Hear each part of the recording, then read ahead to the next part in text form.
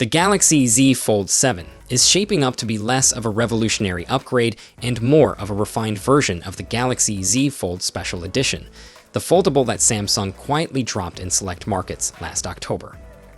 For those who missed it, the Z Fold Special Edition packed larger screens than the Fold 6 but was thinner, which meant no S Pen support. It also flexed the same 200-megapixel camera as the Galaxy S24 Ultra, making it an interesting mix of premium features and compromises. Now, the latest leaks suggest that the Fold 7 is essentially going to be a souped-up global version of that special edition. According to Thegalox, it'll inherit the same larger displays and that impressive 200-megapixel main camera. Naturally, it'll also come with a new chip, and to keep things running cool, a bigger vapor chamber. The only real standout upgrade. Apparently, better speakers. That's not exactly groundbreaking. If this all pans out, it looks like Samsung is playing it safe.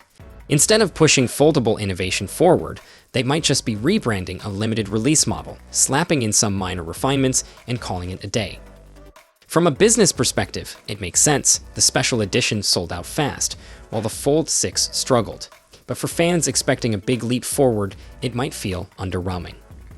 Even if the Galaxy Z Fold 7 does borrow some of the special edition's features, leaks have already suggested it won't be an exact copy. For example, the 7 is said to have 12 gigs of RAM rather than the special's 16. Though a couple of downgrades could ensure we won't see a Fold 7 price hike.